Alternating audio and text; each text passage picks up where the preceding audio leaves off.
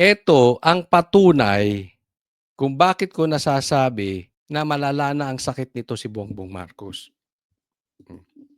Basahin po natin ang sabi niya. Free calls for OFWs in Middle East now available, says Marcos. Pambihira. May sakit ka nga, Bongbong Marcos. Kailangan ka magpunta sa New York. Pambihira. Parang style ni Lacson to.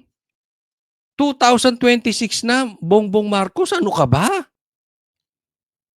Hindi lang pre-calls ngayon. Naalala ko dati, nung ako'y bata pa, pupunta pa kami sa PLDT para kami tumawag sa aming mga lolo.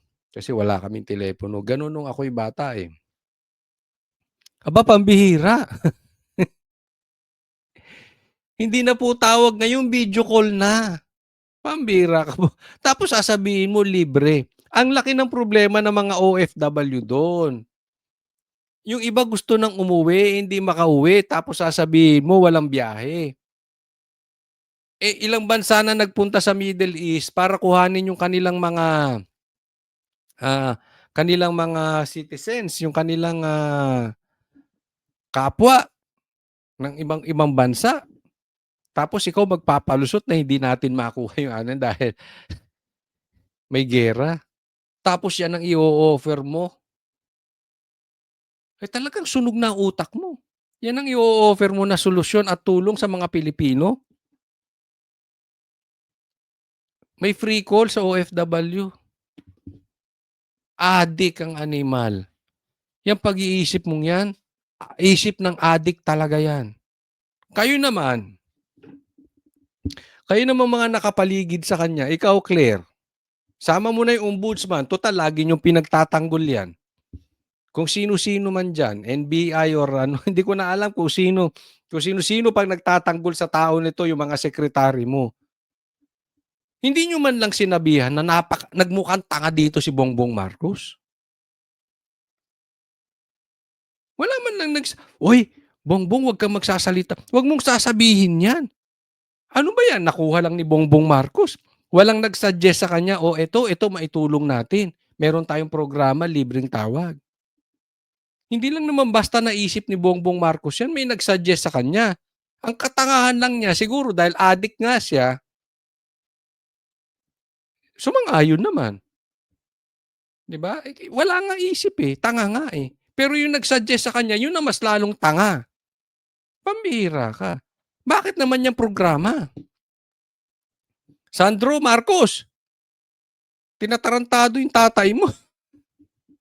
Yung mga nakapaligid sa kanya, yung mga suggestion, parang adik, pang-adik. Ha? Dapat magalit ka rito, Sandro. Pagalitan mo yung nagsuggest sa tatay mo nito, nagmumukhang tanga yung tatay mo. Mukha na ngang tanga, ginagawa pang lalong tanga. O pambira, tingnan mo naman. Pag ako sasabihan, oy, ng ano ko, kunwari, boss ko, oy, meron kang bonus, meron kang free tawag sa Middle East. Batuhin ko yan. Pambira. Di ba si Lacson din sinasabi? Aabutin daw ng 4-5 taon pagpapadeliver lang ng 800 billion na maleta. 4 na taon. So anong ibig sabihin nun? Yung pag-iisip ni Lacson, siguro 1960s pa. Yung wala pang eroplano, hindi may eroplano na nun. Wala pang yung technology. Ganito rin to si Bongbong Marcos. Diba? Makaluma ang utak o talagang sunog ang utak dahil sa droga. Next po. Eto. Pag-usapan natin itong dalawang napakalinis na walang ginawang kababuyan. Nagdemanda, di ba? Yung isa, alam naman natin kung ano na issue niyan. Yung isa naman, nagfa-follow sa di umanong porn na social media. Yung dalawang malinis. nagsama. Sige pasok. Magkasamang dumating sina Representative Laila De Lima at Father Flavie Villanueva sa Department of Justice. Nagsampa sila ng magkahiwalay na reklamong perjury laban sa 18 dating Marines na nagsabing nag-deliver sila ng pera sa ilang opisyal ng gobyerno mula umano kay dating Representative Zaldico. Sa pinagsamang sinumpaang salaysay ng mga dating sundalo, sinabi nilang inutusan sila ni Ko na mag-deliver ng mga maletang may lamang pera. Kabilang sa binanggit na nakatanggap ng pera umano, si De Lima. Mariin niya itong itinanggi. Sa National Bureau of Investigation naman, nag-file ng cyber libel complaint sina De Lima at Father Flavie laban sa abogadong si Levito Baligod na kasama ng mga dating sundalo. Since these are untruthful statements made in their affidavit, sworn affidavit, yung pinagsamang sinumpaang salaysay, signed and executed by these 18 alleged ex-Marines, ay nagpasya po ako na mag-file ng complaint affidavit for perjury kasi nga ako kasinungalingan. Paano kung totoo? Diba? Paano kung totoo yung sinasabi? At tatandaan mo, De Lima, nakausap namin yan si Atty. Baligod. Na-interview namin yan. Maraming ilalabas na ebidensya yan. Sunod-sunod yan. No? Ikaw ay tumanggap ng envelope. Ngayon, pag-usapan natin. Sino ba ang mas kapani-paniwala? Si De Lima o itong si Flavie na dating adik na sinasabi niya pa, pinagtatanggol niya yung nagtitinda ng droga, okay lang naman kasi yung mga small time, para lang kumita. Anong klaseng pari ito, no? Para lang may pantustos sa pagkain na pang-araw-araw. So yung mga kumikita, nagbebenta ng shabu, tigwa 150, pinapalabas nito, di umano na okay lang. So sino mas papaniwalaan nyo? De Lima, Flavie, o yung 18 Marines? O si Atty. Baligod? Definitely may nagsisinungaling dito. Ang tanong na lang, sino yung may ebidensya? Sino yung mas kapani-paniwala? Sino yung may record ng droga? Hello? Sino yung addict? At sino yung nagluluto ng droga? O may koneksyon sa drug lord? Yung 18 Marines ba? Si Atty. Baligod ba? O itong dalawa? Kasinungalingan. Nabanggit din sa affidavit na si Ko umano ang gumasto sa pagbisita ng mga kinatawan ng International Criminal Court sa Pilipinas at isa umano sa pinuntahan nila ang Bahay Kalinga para makausap ang mga biktima ng drug war ni dating Pangulong Duterte. Ito raw ang dahilan ng pagdulog sa DOJ ni Father Flavie. Sa ngalan ng mga biniktima na extrajudicial killing nung panahon ni Rodrigo Duterte, kami po ay naninindigan sa katotohanan. Ito ay naniniwala ko isang pananakot, paninira sa integridad ng ICC. Father, kaya mo bang sabihin sa Diyos na hindi kayo nakatanggap ng pera? O kung ikaw ay hindi man, si De Lima hindi nakatanggap ng maleta. Yun lang eh. Ikaw ba naniniwala na yung ICC hindi rin nakatanggap ng pera?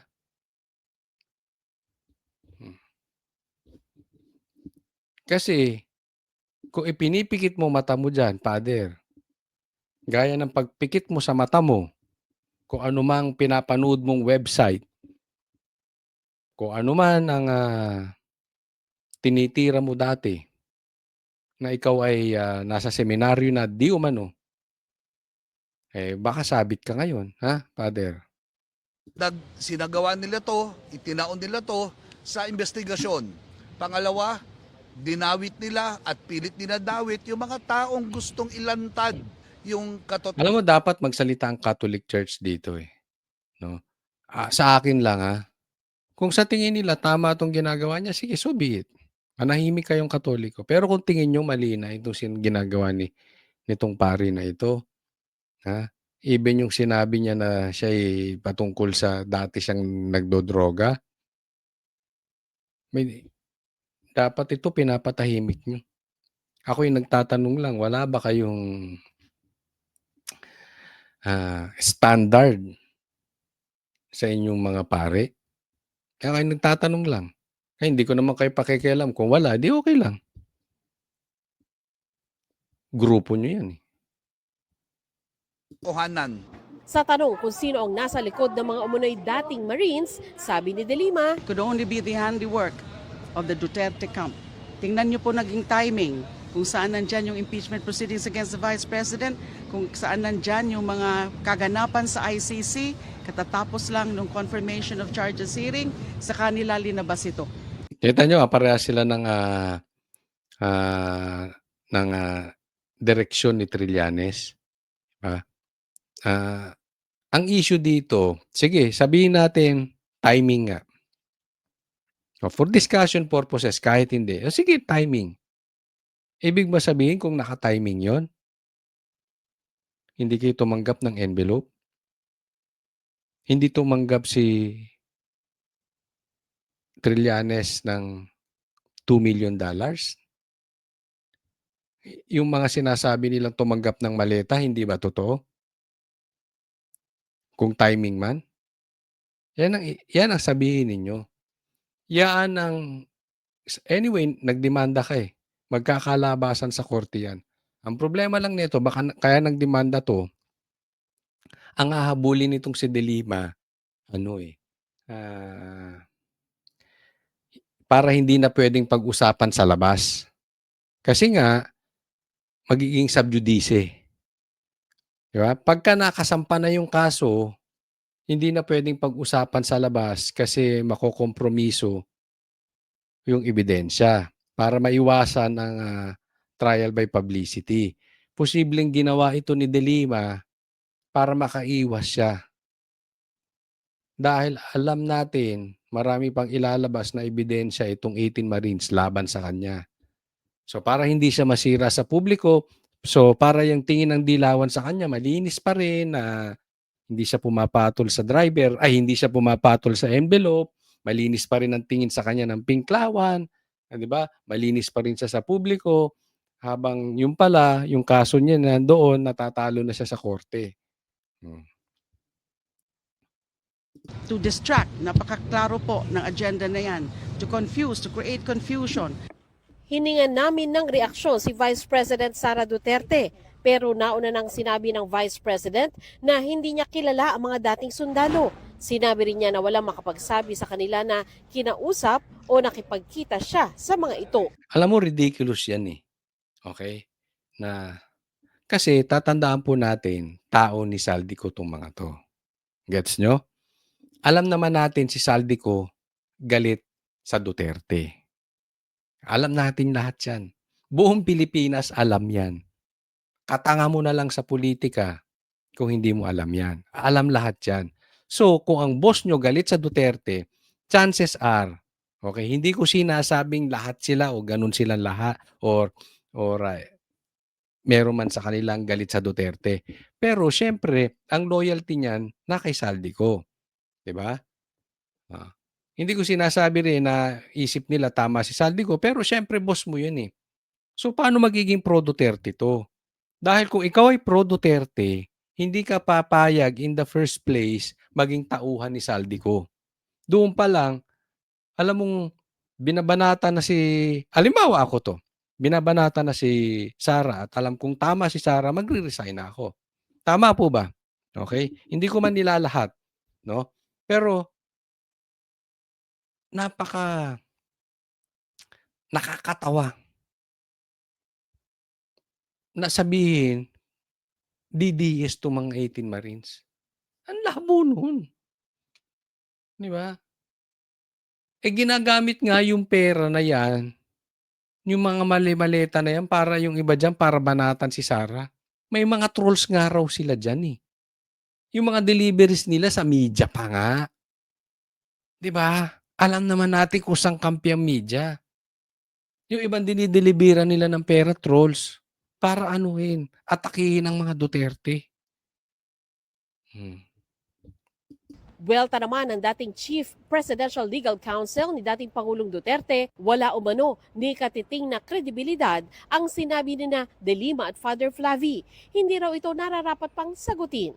Sinabi naman ni Baligod na handa silang harapin ang mga akusasyon. Sana raw ang mga nabanggit sa affidavit ay handa ring harapin ang mga akusasyon nila. Kaya mabigat siya sinabi ni Attorney Baligod diyan, harapan 'yan. Kami tatanggapin namin, kaya naming harapin, kayo ba? 'Di ba? Halimbawa, ako si De Lima, kung ako hindi talaga nakatanggap ng envelope, okay sa akin, imbestigahin niyo sa Senado 'yan, na mapitpit ang mga betlog ng mga 'yan, nang sa gano'n, lumabas na makasinungaling yang mga animal na 'yan. Pero kung ako si De Lima at nakatanggap ako ng envelope, iiwasan ko yung imbestigasyon diyan. Bakit? Mahuhuli't ko, lalabas baho ko diyan, eh. Nage-gets niyo po? Yan po yung sinasabi ngayon ni Attorney Baligod. Tingnan natin sinong takot sa imbestigasyon. Diyan pa lang makikita na natin sino magnanakaw. Nagsampa rin sa DOJ ng reklamong cyber libel si Bureau of Corrections Chief Gregorio Katapang laban kay Baligod. Ako, sasabihin ko ng diretsahan, wala akong tiwala dito kay Katapang. Bata to ni Boying, eh. 'Di ba? Ano pang magiging prutas kung ang puno gano'n? At cyber libel complaint naman laban sa 18 ex-Marines. Sa Supreme Court naman, nag-file si Katapang ng disbarment complaint laban kay Baligod dahil sa mga hindi totoong payag nito sa media. Matatanda ang sinabi sa affidavit ng mga dating sundalo na si Katapang umano ang nagbigay ng 8 maleta kay Ko sa isang hotel. Mariin itong itinanggi ni Katapang. Ito muna ha. Nagbigay siya ng 8 maleta at alam natin kung magkanong laman ng maleta niya, napakalaki niyan, milyon-milyon yan. Nagbigay siya ng maleta kay Saldico. Anong ibig sabihin nun? Merong natatanggap na pera si Katapang para siya makapagbigay ng ganong karaming pera. 'Di ba? Ibig sabihin, merong illegal transaction si Katapang para ka magbigay kay Saldico. Na si Saldico naman gagamitin yung maleta na yon kung kanino mang Poncio Pilato o sino mang mataas sa posisyon, ibibigay niya kung kanino man. At sinasabi naman, 'di ba, nagdi-deliver si Saldico doon kay Marcos at kay Romualdez. Hindi lang natin alam kung yung binigay na maleta nitong si Katapang na 8, kanino niya idediretso. But one thing for sure, kung totoo yung sinasabi ng mga Marines, may illegal na ginagawa si Katapang. Gets? At saan niya pa kukunin yung illegal na yan? Di sa Bucor. Di ba? Oh. Siya ang, dyan eh. Director dyan eh. Siya ang Bucor chief. Saan pa kukuha ng pera yan? Sa PhilHealth. Hindi ko alam. Pero it seems obvious sa Bucor. Di ba? Yan ang ginibangan. Naalala nyo, si Bantag, ginibanga yung mga kubul-kubul dyan. Anong balita ngayon? Balik na naman ang kubul. Malaki po ang kita dyan sa Bucor. Di ba dyan din galing si De Lima? At alam natin kung anong gawain dyan. Kaya nga nakulong. Di umano. Yan yung nangyari dyan. So may kitaan talaga dyan. Nagigets?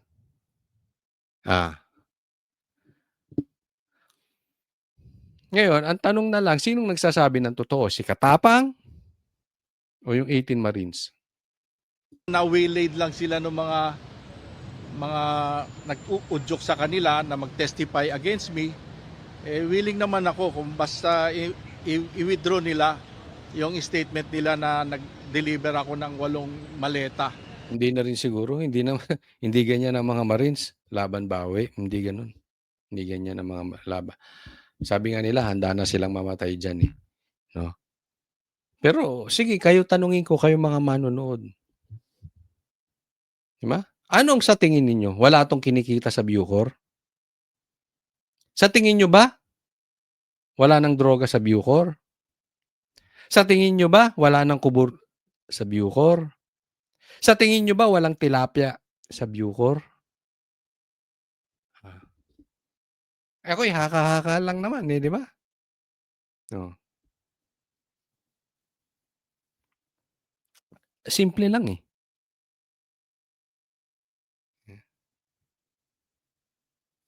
Parang pagsikat ng araw yan. Nababalitaan natin, bukas sisikat ang araw. Kung tatanungin eh, nakakita ba ako ng araw? Hindi pa, nang malapitan, pero from afar. Nakakita tayo. Di ba? Ganyan din naman sa Bucor eh. Meron tayong nababalitaan and from afar. Meron talaga tayong nakikitang anomalya. Binuking na yan, panahon pa ni PRRD. Anyway, yan na lang usapin dyan. Kapani-paniwala ba itong sinasabi ni Katapang? At hindi ako corrupt. Sagot naman ni Baligod, inaasahan na nila na meron pang mga darating na reklamo laban sa kanila pero hindi raw sila pinanghihinaan. Teka muna, ano daw? Hindi raw korap si Katapang? Naniniwala kayo doon? Ako hindi. Ewan ko sa inyo kung utu-utu kayo. Ng loob. Ayon sa DOJ, pag-aaralan pa nila ang mga isinampang reklamo para matukoy kung uusad ba ito sa preliminary investigation. Para Next topic tayo. Ito, bago natin pag-usapan itong ipag-uutos ni Bongbong Marcos na bawasan ng pagnanakaw. Mabanggit ko lang sa inyo, hindi nyo ba napupuna itong partnership ni De Lima at saka ni Lacson? Talagang ano na eh. Si Lacson, hinaharangan na wag maimbestigahan sila Bongbong Marcos at Tambaluslos sa Blue Ribbon. Ito naman si De Lima, inaatake Duterte. Yan po yung tambalang partnership na Lacson De Lima. Alam mo, bagay kayong dalawa. Hindi, ganyan po Ganyan po itong mga kain-suka. Ganyan na yung kalidad ng partnership nila. Parang itong mag-boyfriend, girlfriend si Lacson at De Lima. Parang ganon. Parang yung partnership. Diba? Yung isa haharangan ng investigasyon. Merong grupo na haharang si investigasyon, wag matuloy ang investigasyon sa ghost projects dahil sasabit yung mga mastermind na magpinsan. Tapos meron naman yung the likes of De Lima na ibabalik, ibebuelta sa Duterte yung problema. Kita nyo? Ganun umiikot ang game plan nitong mga magnanakaw. Nabanggit ko lang. So pag-usapan natin itong ipag-uutos ni Bongbong Marcos na bawasan ng pagnanakaw dahil malaki problema natin sa gerang ito at talagang tatamaan yung ekonomiya natin. Maas pero mabagal bumaba. Ito ang patutsada ng mga kongresista kaugnay sa presyo ng produktong petrolyo. Sabi nila, tila nananamantala ang ilang kumpanya ng langis. Kapag ang fuel is going up, within 1 week, ang bilis ng taas natin. While if the fuel is going down, ang hina ng baba natin. Alam mo, kung si Bongbong Marcos hindi inutil, may punto yung sinasabi nito eh. Pag tumataas ang presyo sa merkado ng gasolina, ang bilis magsitaas nito mga animal na itong mga gas station. Pero pag bumababa, ang tagal nila, utay-utay. Pero pag tumaas, taas agad. Di ba? Huwag naman kayong swapang. Ito panawagan ko sa inyo. Mga gas station, napakaswapang ninyo. Sabi nga ni Bongbong Marcos, may stock pa naman tayo. So sa madaling salita, nabili nyo ng mura yan. Bakit ibebenta nyo ng mahal? Dahil nagkagera. Mali naman atang diskarte yan. Yan po ay utak negosyante. Hindi po yan utak na may pagmamahal. Hindi po yan utak ng Pilipino. Wag namang ganun. Diba? Hindi, buti kung nabili nyong mahal, okay lang. Hindi, stock nyo yan eh. May stock pa rin tayo. Pero giit ng Department of Energy, ayon sa batas, wala naman kasi silang direktang kapangyarihan na kontrolin ang presyo ng petrolyo. The price is now is not the highest in history, but the one coming from the one that will be implemented tomorrow will be the highest jump. Yan. Kung hindi inutil yung presidente nyo, kahit na hindi nila pwedeng diktahan ang presyo nitong mga gasolinahan, kung may influence si Bongbong Marcos, hindi siya tanga, hindi siya inutil, kaya niyang diktahan niyang mga yan. Yan ba nagbabayad ng tax ng sapat?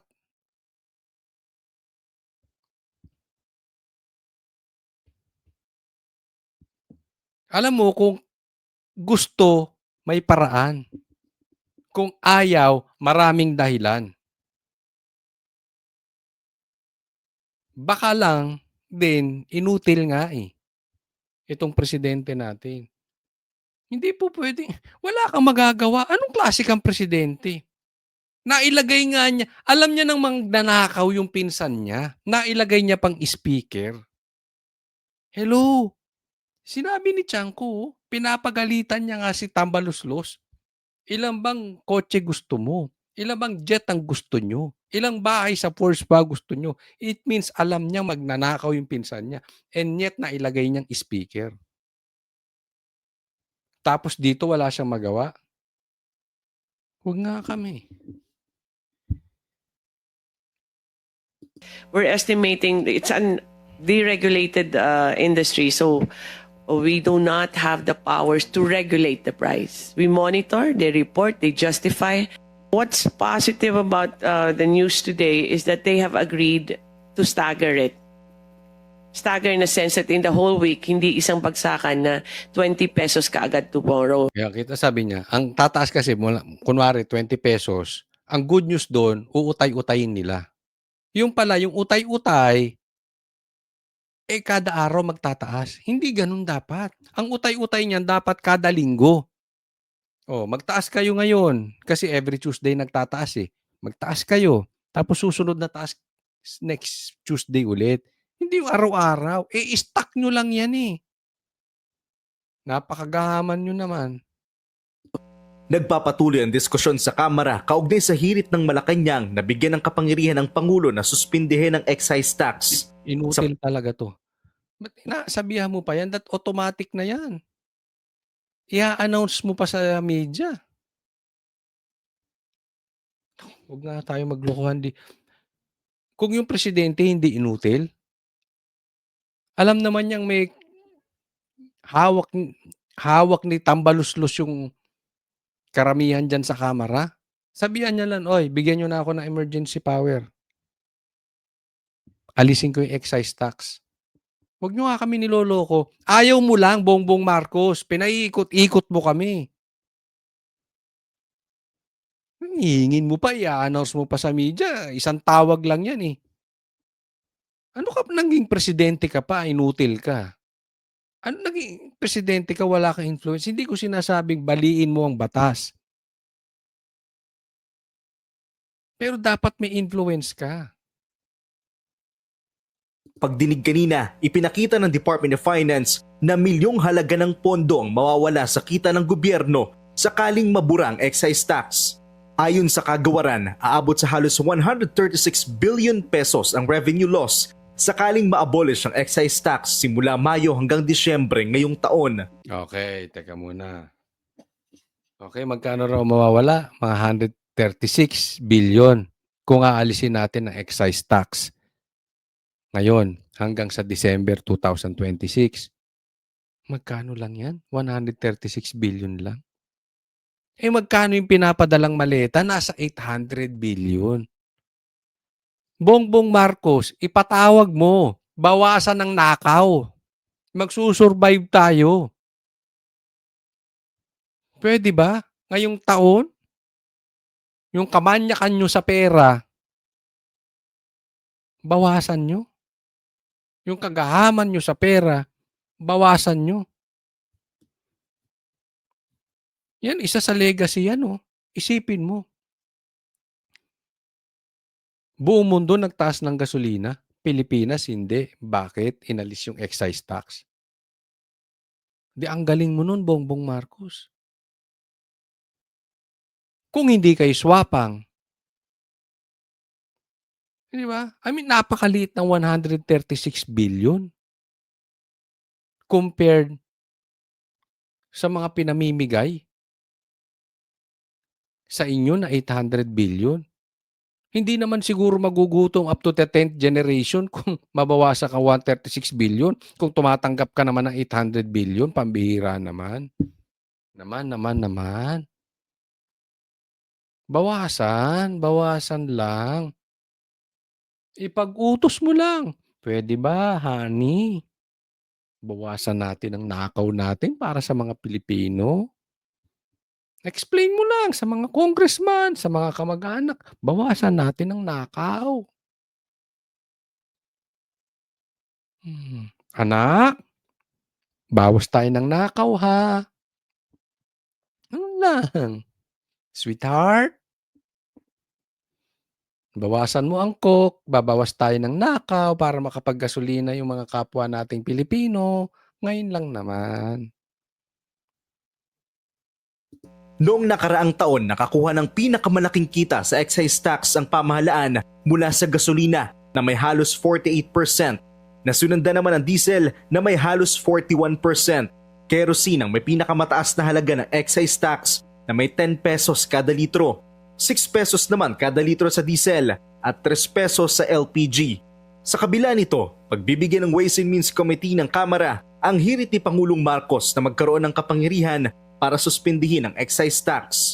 Hindi natin sinususpend pa ang hindi Congress ang nagsususpend, pero binibigay natin yung power na ito sa presidente mismo because he is in the best position. Nilalagay lang natin yung mga limits within which kailan, paano at gaano katagal niya lang pwedeng i-exercise ang pagsususpend ng excise tax. Aminado ang Ito lang, simple lang to. Ang hinihingi, emergency powers. Hindi martial law, ha? Baka sumobra sa powers to si Bongbong Marcos. Gahaman eh. Hindi lang, gahaman sa pera, gahaman sa power. Baka mauwi tayo sa martial law, ha? Okay, nililinaw lang natin. Pero wag na nating paikot-ikutin. Sabi ko nga, pag gusto, may paraan. Pag ayaw, maraming dahilan. Pag nasuspindi ang excise tax, it means seryoso si Bongbong Marcos. Tulungan ang Pilipino. Pag hindi nasuspend ang excise tax, kunwari lang si Bongbong Marcos na concern sa Pilipino. Pero in reality, ayaw niya talagang tanggalin. Naglilinis lang ng pangalan, kunwari may ginagawa, ginawa niya ang gusto niya, ginawa niya ang kanyang magagawa, pero hindi nangyari. In short, gahaman talaga sa pera. Ayaw mabawasan ang kita ng gobyerno. Dahil alam natin, may maleta issue. As simple as that. Kasi pwede naman eh. Kung gusto, pwede naman. Alam naman natin yan. No? So, tingnan natin kung mababawas talaga. Kasi marami namang binanggit si Bongbong Marcos na hindi nangyayari, di ba? Kunwari, hindi pa papasukin ng ICC, pero pinapasok. Kunwari, hindi pa papasukin ng EDCA, pero pinapasok. Kunwari, hindi pa papasukin ng baril sa KOJC, pero pinapasok. Lahat yan puro pagkukunwari. Ito na naman tayo sa another pagkukunwari. Pagkukunwari na gustong suspindihin ang excise tax, malalaman natin kung sususpindihin o hindi. Malalaman natin ang totoong gusto ni Bongbong Marcos. Next po.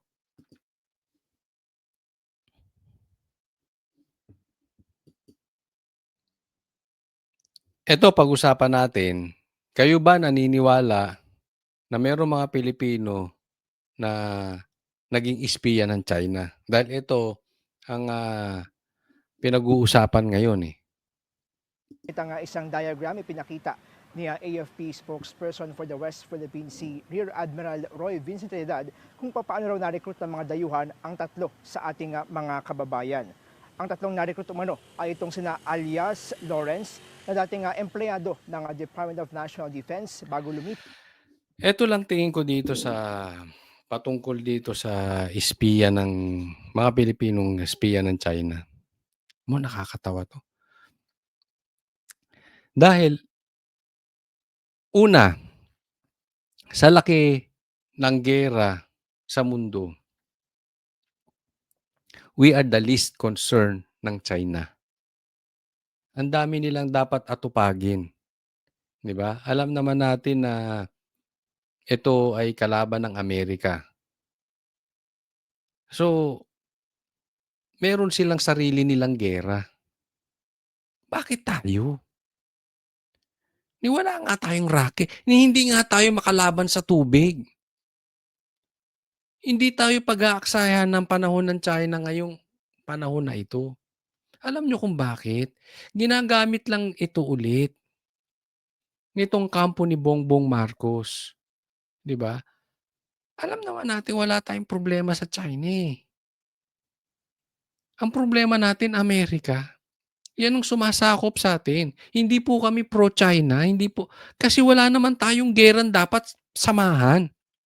Hindi tayo dapat sumama sa gera sa Amerika, hindi tayo dapat sumama sa gera sa China, wala tayong kakayanan. Bakit sali tayo ng sali sa isang gera na hindi naman natin kaya? Nilalagay nyo sa alanganin ng mga Pilipino. Tingnan nyo yung ibang bansa. Ang concern nila, yung gera. Paano kukunin yung mga kababayan nila doon sa naipit sa gera? Nagpadala na sila ng eroplano. Tiktong gobyerno natin. Mga wala talaga kayong puso. Hanggang ngayon, ang gerang inaatupag ninyo ay gera sa Duterte. Alam naman natin, ikukunik na naman tong China na to sa Duterte. Kaya nagpapakalat na naman sila ng ganitong klase. Ang corny, di ba? China, kukuha ng espiya para espiyahan ng Pilipinas. Wala na talaga maisip na matinutong gobyerno natin na ito.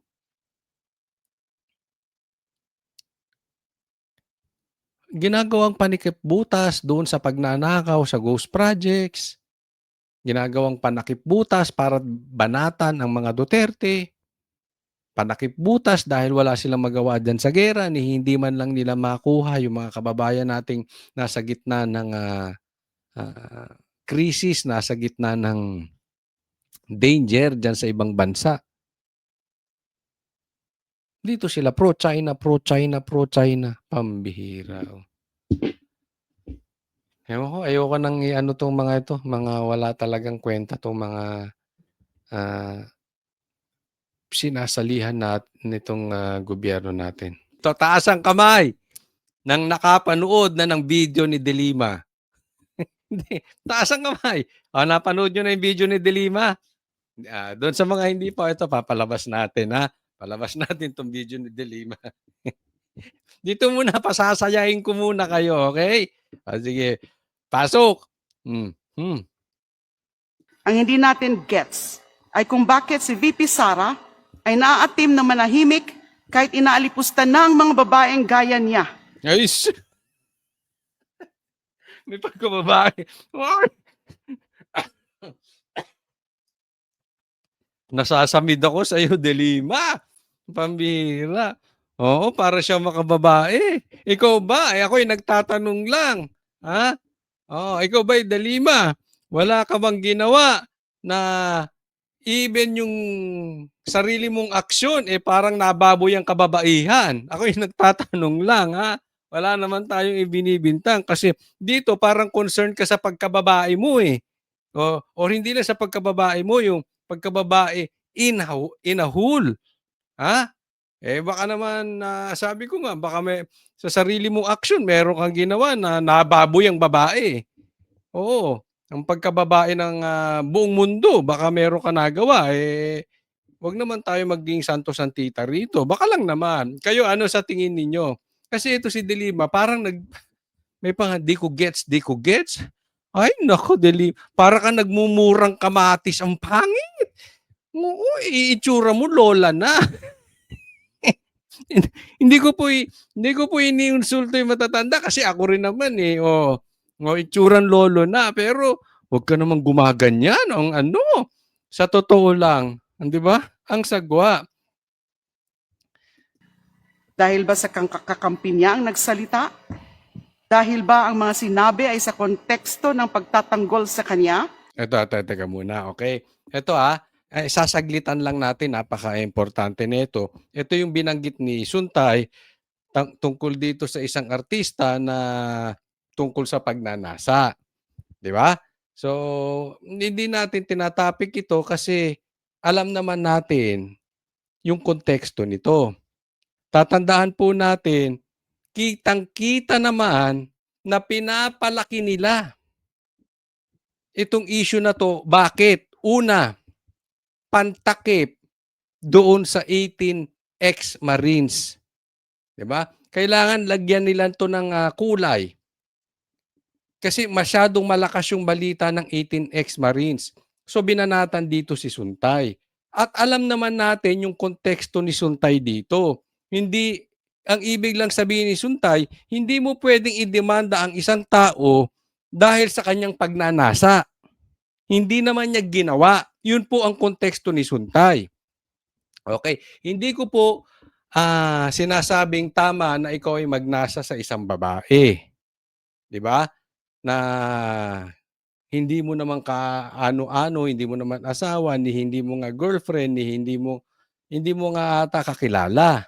Okay? So hindi po tayo nagmamalinis. Hindi ko sinasabing tama si Suntay, hindi ko rin sinasabi yung mga nagmamalinis diyan na sinisira nila ang pagkababae or binabastos ang pagkababae nitong si Suntay. Hindi po gano'n. Kasi ang sinasabi nila, respetuhin naman daw yung mga babae. Ang punto ng iba, teka muna, yung mga suot nga ni, 'di ba? Itong artistang ito yung suot nga niya. Ano bang gusto mong isipin? Yung paglabas mo sa kalendaryo ng ganyan ng suot mo, ano bang gusto mong isipin ng taong bayan? Pag nasaan si Dilima. Di ba? Ikaw nagsuot ng ganyan, 'di ba? 'Di ba? Sino mong gusto mong pagnanasaan? Oo. Pero yung punto naman ng iba, may karapatan niyang magsuot ng ganyan. Huwag naman natin sabihin na 'pag nagsuot ng ganyan, meron ng karapatan ng mga kalalakihan. Okay? Tayo'y binabalanse lang natin. Pero kasi kung ako ang tatanungin, personally kung ako tatanungin, sa ganitong sitwasyon, ang dapat kino-correct natin, sarili natin. Nage-gets? Halimbawa, ako 'to si Suntay. Sasabihin ko sa sarili ko, "Wag naman ako magnasa. Hindi ako nagmamalinis pero pipigilan ko yung sarili ko, wag naman ako magnasa." Kung ako naman si Ann Curtis, sasabihin ko sa sarili ko, teka muna, wag naman ako na magsuot ng ganito." Nakikita niyo yung point? Hindi ka magtuturo kung anong gagawin ng kabila. Ang ituturo mo yung sarili mo, ano ba yung responsibilidad mo sa Diyos. 'Di ba? Eto ulit po hindi tayo nagpapakamalinis. 'Di ba? Lahat naman tayo nagkakasala. Pero ang point dito, wala kang maaayos sa sarili mo kung ang ituturo mo yung iba. Parang sasabihin mo, "Ay, kaya ako nagnasa, ganyan ka." O, sasabihin naman nung isa, "Bakit mo ako pinagnanasaan? Bakit kahit ba ganito suot ko kahit ba maghubad ako rito, walang ganunan." 'Di ba? Nakuha niyo na yung point. Pero ito yung kabuuan Kabuuan nitong issue na 'to. Ginagamit ito para siraan.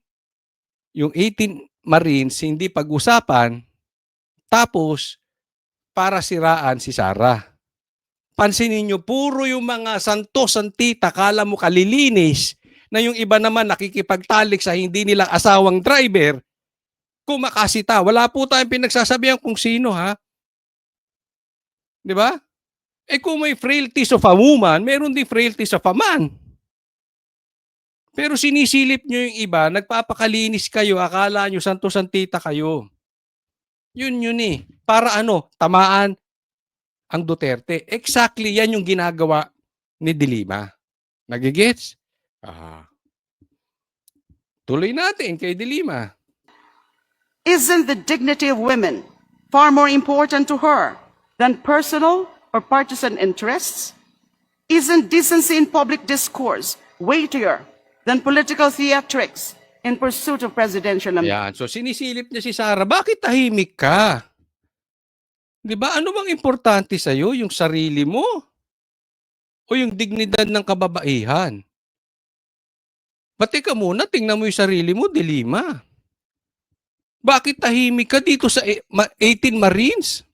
Bakit tahimik ka sa ghost projects? Bakit tahimik ka sa bigayan sa maleta? Bakit tahimik ka sa mga nakaposisyon sa mataas na posisyon na adik? Eh, ikaw ang tahimik. Grabe na ang nakawan sa Pilipinas. Pati nga pera ng PhilHealth kinukuha na eh. Bakit tahimik ka? Gusto mo mag-react yung Vice President dun sa komentaryo ng isang congressman dahil sa pagbabasto sa babae, di umano? Na wala naman siyang connection dun. Eh, ang pinakapunto rito, pinakamalaking usapin, yung corruption ngayon, tahimik ka. Yang ghost projects, tahimik ka. Uulitin ko, ikaw ba walang ginawang kababuyan para mababoy ang kababaihan? De Lima, nagtatanong lang, wala ka bang ginawang kababuyan para silipan mo sa pagkababae si Sara? Ay, wow.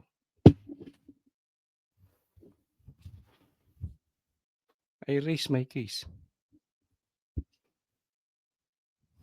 Hindi, kayo na lang tanongin ko. Napakalinis ba nito? Para yung nananahimik na Vice President, walang komentaryo kay Suntay, gamitin? Wala bang kababuyang ginawa to? Sige nga, kayo tanongin ko dyan.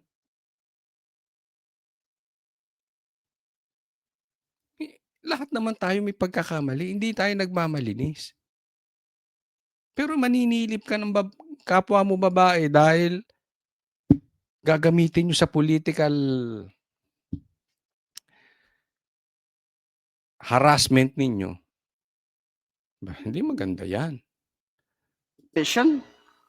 Katulad din ba ito ng pananahimik ni VP Sara sa pananakop ng China sa ilang bahagi ng West Philippine Sea? Ito na naman tayo sa China.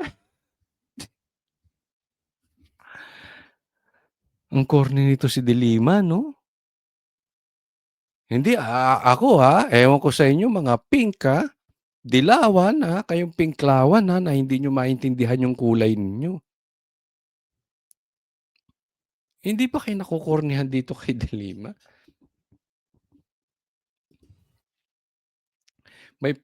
Meron pang hindi ko gets. Ang bira ka.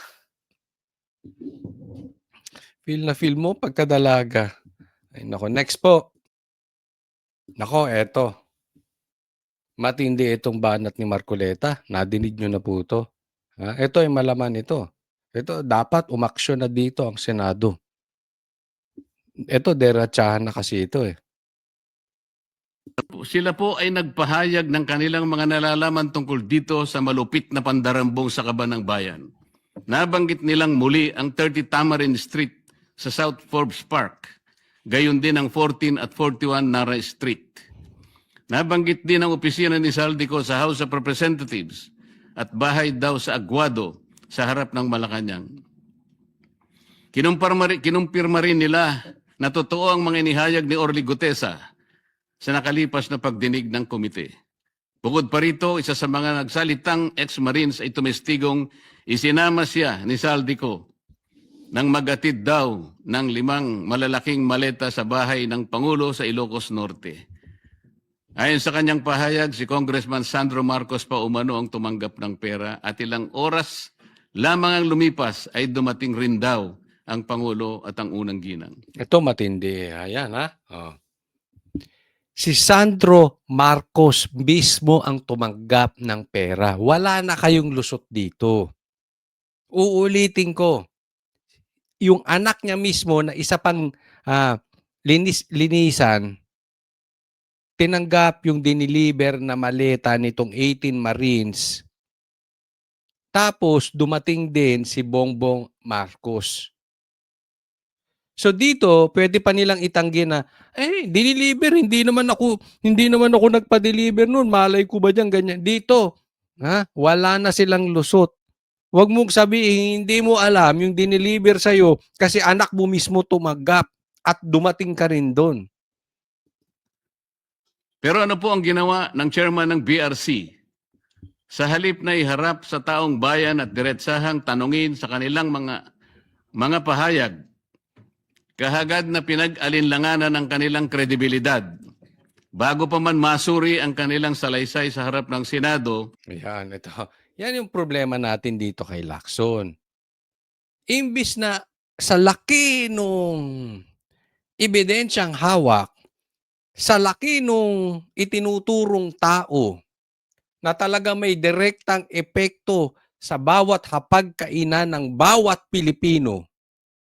Dahil siyempre pag nanakaw at involve ang presidente, yung anak at ang kanyang pinsan, ito'y malawakang nakawan ng pamilyang Marcos at Romualdez. Pamilya nila ang nagnanakaw. And etong si Lacson, imbis na imbestigahan, nagdesisyon laban dito sa 18 Marines. 'Di ba? Pala desisyon to si Lacson. Teka muna. Karapatan ng taong bayan marinig. Kasi pera ng taong bayan yung ninanakaw. Bakit isang tao lang ang magdi-decide? Ito hindi natin maintindihan dito sa lintik na Lacson na ito. Ang kapal ng mukha mo, Lacson. Gustong marinig ng taong bayan yan, ba't ikaw lang nagdi-decide? E di paharapin mo sa Blue Ribbon Committee, ngayon, pag mali ang mga pinagsasabi, di banatan mo ng banatan, gisahin mo kung gisahin. Kung kinakailangang pitpitin mo ang itlog ng mga yan, pitpitin mo. Pero bigyan mo sila ng araw na masasabi nila ang kanilang pahayag dyan sa Blue Ribbon. Ito si Lacson, hinaharang agad eh. Ngayon, nagsasalita na naman si Marcoleta. Tapos tatahimik ka na naman diyang bakla ka. Didiretsuhin ko na to si Lacson. Gawaing bakla yan eh. Ito hinaharap ka ni Marcoleta. Nung unang kinumpronta ka niya sa plenaryo, nag-speech si Marcoleta. Kumbaga, tawagin mong stage yan, kung ano man ang tawag niya dyan, tinawag harap-harap kayo. Hindi ka nagsalita, tas nagsalita ka sa media. Nag-post ka ng kung ano-ano. Naging keyboard warrior ka. Ngayon, nagsasalita na naman si Marcoleta, hindi ka na naman sasagot. Tapos magsusumbong ka na naman sa media, sumbongero ka. Magsusumbong ka na naman sa social media, sumbongero ka. Sumagot ka kay Marcoleta. Tila nabuo na ang isang konklusyon sa mismong chairman na dapat sana ay siyang magsiyasat nito. Ipinagkibit-balikat na lamang ang kanilang mga salaysay nang hindi man lang binigyan ng oportunidad na sumagot sa mga konklusyon at teorya. Kung ang kanilang mga pahayag ay hindi kapani-paniwala, lalong nararapat na sila'y paharapin sa isang formal at pagdinig upang doon mismo masubok ang kanilang inihayag. Yun. Diba? Ano, Lacson, tanong kita, ano man tingin mo sa sarili mo? Diyos? Hari? Ikaw lang ang magdidesisyon? Hari ka ba ng Pilipinas? Tama si Marcoleta eh. Kung sa tingin mo, sablay itong 18K, sa tingin mo mali yan, mas lalo mong dapat imbestigahan. Para makita ng taong bayan na teka muna, peke ito sinasabi niya. Peke ito sinasabi nila, pitpitin natin ang itlog na ito mga ito. Nang makita ng taong bayan, they are fake. Di ba? Ito tatandaan nyo. Mga sa taong bayan, kapwa ko Pilipino. Ang takot lang sa imbestigasyon may itinatago. Pansinin nyo yan. Yaan po ang laging direksyon nila. Yaan po ang lagi nilang game plan. Iiwas sa diskusyon. Ang takot sa imbestigasyon, yaan ang magnanakaw. Or may pinoprotektahang magnanakaw, guilty yan. Or, kung ito mang 18 Marines, takot sa investigasyon, sinungaling. So, ganun lang yan. Magnanakaw ka, may pinoprotektahan ka magnanakaw, or sinungaling ka. Ngayon, sinong takot sa investigasyon? Etong si Bongbong Marcos. Ang chairman po ba ng BRC ang dapat magpasya kung sino ang dapat ipatawag sa pagdinig kung 20 ang bilang ng miyembro ng Blue Ribbon Committee? Nako. Nakonsulta po bang isa-isa ang mga miyembro ng BRC? Kinausap po ba, halimbawa, si Senador Bam? Ayan. Kain suka yan. Protektado niyan ang Bongbong Marcos, di ba? Ang partido niya yan. Kinausap ba? Ibig sabihin lang, 20 ang member ng BRC, ng Blue Ribbon, kinausap man lang. Kinausap ba? O desisyon lang to ng feeling hari? Feeling Diyos na si Lacson. Si Senador Kiko? Kakampi rin nila yan. Puro nila kakampi. Si Senadora Risa? Isa pa yan. Kain suka rin yan. Yan yung grupong kain suka.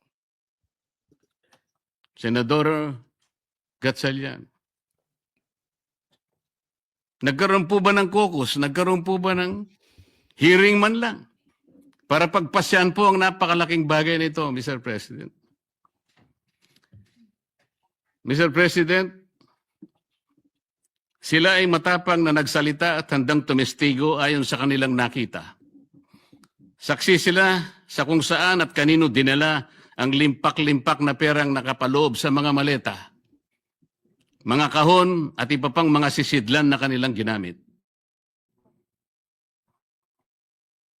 Ano bang patunay pa ang dapat nilang ilabas para lamang sila Yun lang inyong naman yun. umpisahang pakinggan? Ang daming investigasyon. Hindi naman sinasabi na kampihan nyo tong 18 Marines. Sa laki ng ebidensya, sabi nyo nga, sundan natin ang ebidensya. Eto, laki na ng ebidensya. Ano pa ba ang kailangan para pakinggan sila? O baka gusto nilang ang maliit pa ang magsalita. Hindi raw kapani-paniwala. Sila nga ang inutusang magdala ng pera, Ginoong Pangulo. Tinan mo, tama-tama yung sabi niya. Gusto pa ba niyong maleta magsalita?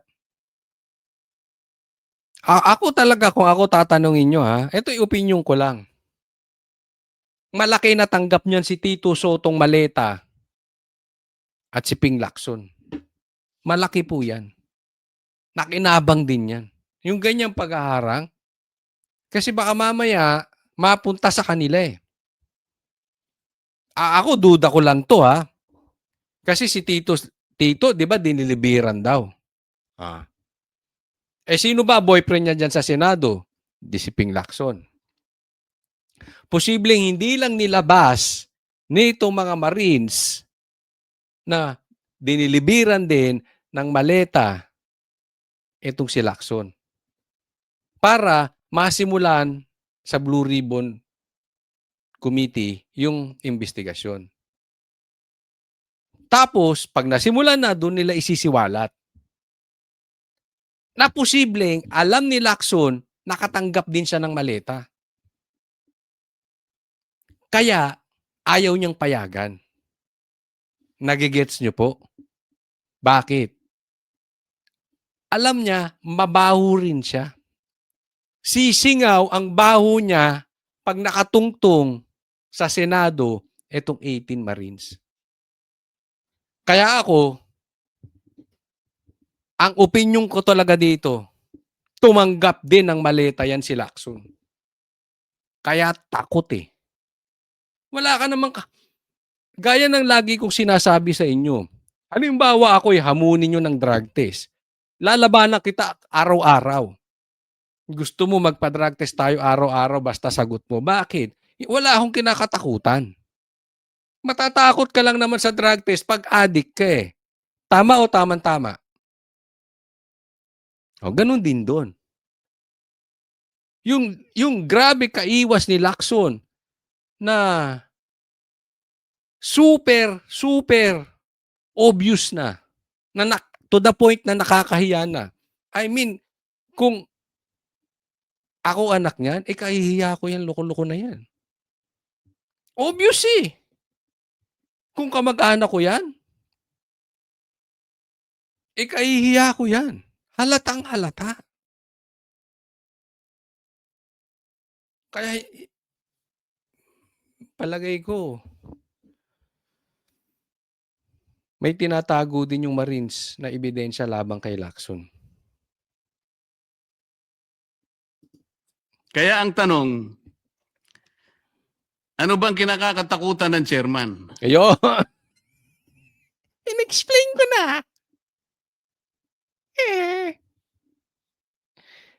Ako, tanungin ko ulit kayo ha. Kayong mga manonood. Sang-ayon ba kayo doon sa aking naiisip? Bakit? Kasi alam nyo, pwede namang talagang bata siya ni Bongbong Marcos, iniiwas niya eh. Pero hindi yung ganitong nakakahiya na siya. Meron yan. Meron yan. Ano na po ba ang nangyari sa pagsunod sa ebidensya? O piling ebidensya lamang ba ang susuriin Yun. at ipipikit na lamang ang mata sa iba? Ngayon sa Romans 1:18, nahayag mula sa langit ang puot ng Diyos laban sa lahat ng kalapastanganan at kasamaan ng mga taong dahil sa kanilang kasamaan ay hinahadlangan ng katotohanan. Ito. Ang paghadlang sa katotohanan, hindi lang yung inaawat mo yung totoo. Bigyan kong pansin itong mga tahimik. Kung kayo, alam nyo yung kalokohan at tahimik kayo, may sagutin din kayo sa Diyos. Tatandaan nyo yan. Obligasyon nyong magsalita kung alam nyo.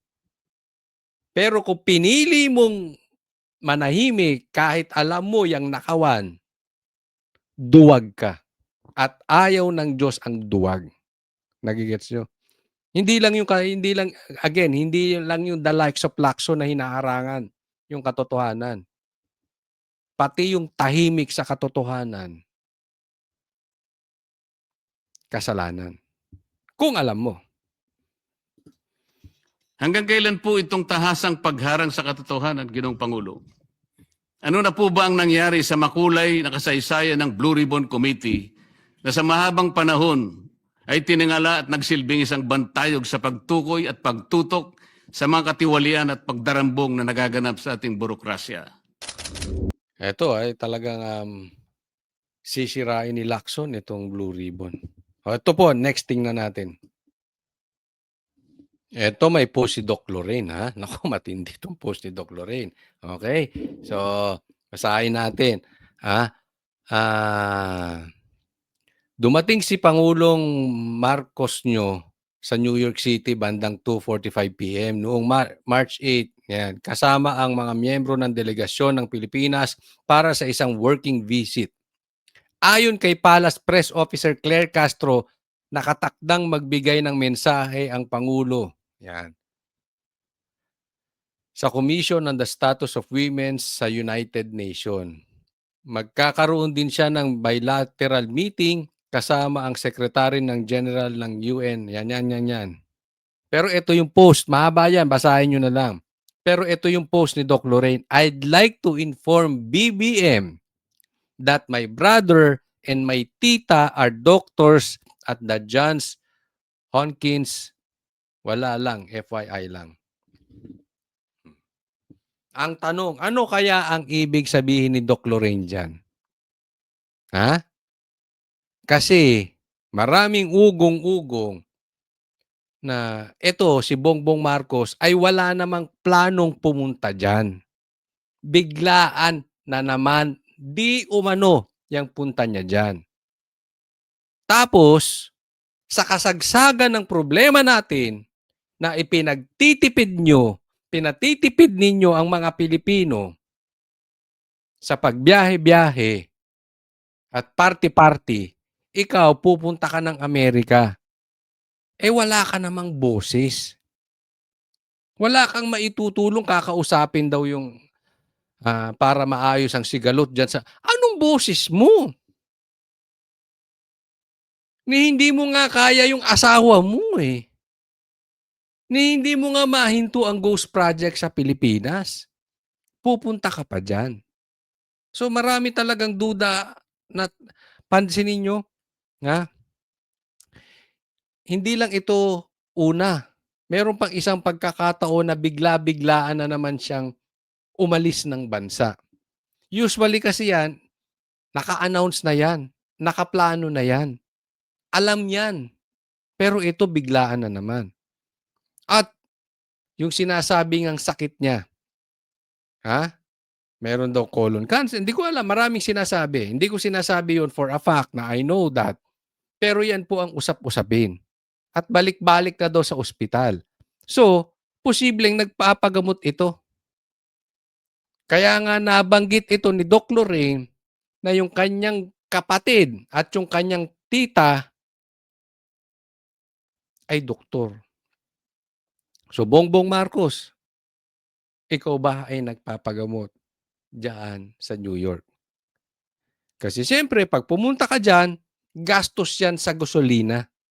Imbis na pakinabangan yan ng maraming Pilipino yung uubusin mong gasolina dyan, siyempre, dala-dala niyan buong eroplano. May entourage yan. Gastos po sa Pilipinas yan. Pambihira ka. Kung kailan tayo namumroblema sa gasolina, kung kailan may nagkaroon ng gera na kailangan ka ng Pilipinas, kahit wala ka namang maitutulong, bigla kang aalis. Kasagsagan ng gera, iiwan mo ang Pilipinas. Anong klaseng leader ka? Gagastos ka nang walang kakwenta. Ang laki. Pag bumiyahe pa naman yan, ang laki ng gastos niyan. Hindi naman yan katulad ko na mag-isa lang eh. May bodyguard yan. May staff yan. May entourage yan. Di ba? Kaya, sagutin mo Marcos. Ikaw ba'y nagpapagamot dyan? At nananawagan tayo sa mga kababayan natin dyan sa New York. Especially may mga kamag-anak na doktor dyan sa sinasabing ospital. Baka naman makapagbigay kayo ng ebidensya at informasyon patungkol sa pagpunta dyan ni Bongbong Marcos. Talaga bang nagpunta siya dyan sa ospital? Ikalat po natin sa social media, syempre with evidence. Okay? Hindi po tayo nananawagan ng basta lang maninira. Nananawagan tayo ng transparency. Basta may kasamang ebidensya, kung may picture, may videos, mas maganda. Okay? So tulong-tulong po tayo. Maraming salamat po doon sa mga nanood ng vlog na ito at ako po ay nagpapaalala pong muli na huwag niyo pong kalimutan na i-like tong video na ito. And sana po huwag niyo rin kaligtaan na doon sa mga hindi pa po subscriber ng channel na Coach Oli News, subscribe po kayo. Subaybayan niyo po ang ating vlog araw-araw. And sana mapanood nyo ang aking mga video simula't simula hanggang sa matapos. Thank you again sa mga nakapanood. God bless everyone. Kita-kits po tayo muli.